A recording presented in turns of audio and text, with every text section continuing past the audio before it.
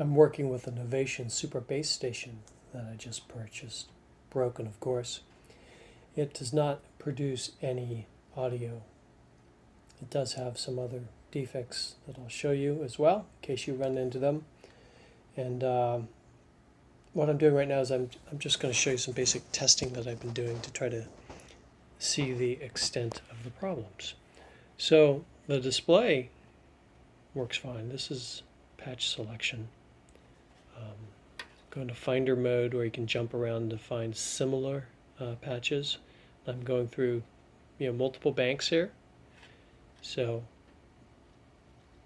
easily going from bank A and B. So it kind of tells me that both the ROM and the RAM are okay. So I can go enter in 001.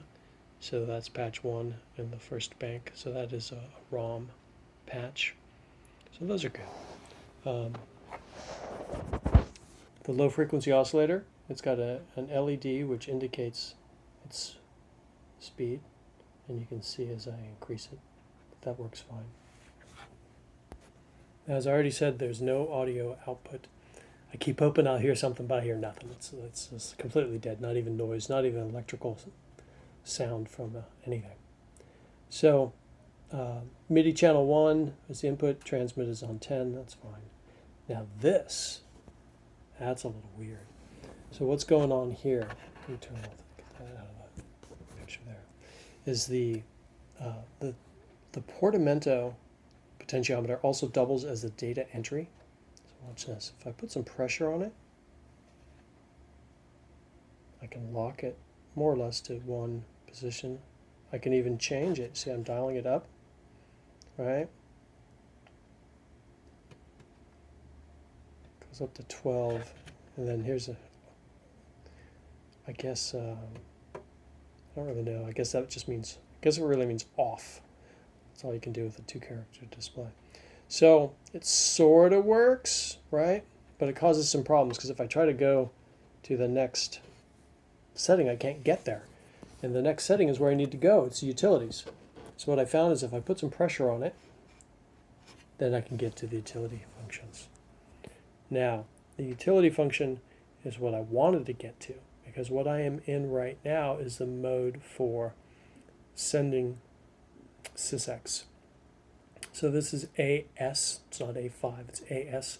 This is for sending everything. So I'm going to set up to receive. So I've already got it hooked up to MIDI. So I'm using MIDI aux, and we got it plugged in to my system. Find my mouse. Receive a manual dump. Okay. So I press the save button, and there we go. It's sending all of the sysex data. Looks good. Notice that it's just under 16 kilobytes of data. That's because it's got a 16 kilobyte memory capability. So, as expected. Now, I've also already done this, and I've saved this file, and I've shown that I can send it back. Sending back is really easy, as long as you remember to switch to write mode. Okay, so it's got a memory protect mode.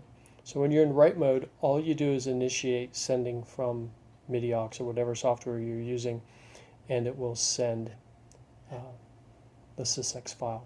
I've already tested that, so it can receive sysex. So a lot of things are working. You can see that's the MIDI indicator. So I've got a keyboard signal routed through there. Still, no sounds, okay? The exploration of why no sounds will be probably the next video on this one. I've got to go inside, give you a sneak peek though.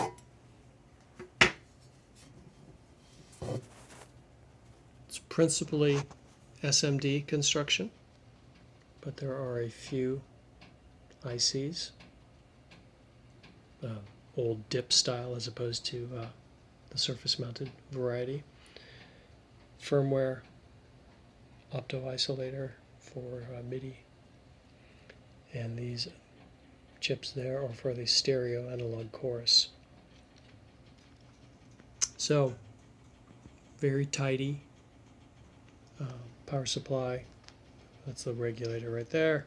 Tell by the heat sink. And like I said, there'll be a subsequent video where I'm going over these chips, and I've got this hooked up to an oscilloscope to try to figure out where the audio signal is dying. I think that it's getting made. I think that a lot of this is working as shown by the functioning of the MIDI subsystems and all that. So it tells me that the firmware and this Atmel processor here are working. What worries me is this jumper. I have no idea if that's supposed to be there or not. And there's also some goo on this custom chip there. There's some goo that bridges a couple of pins. I'm going to clean that off.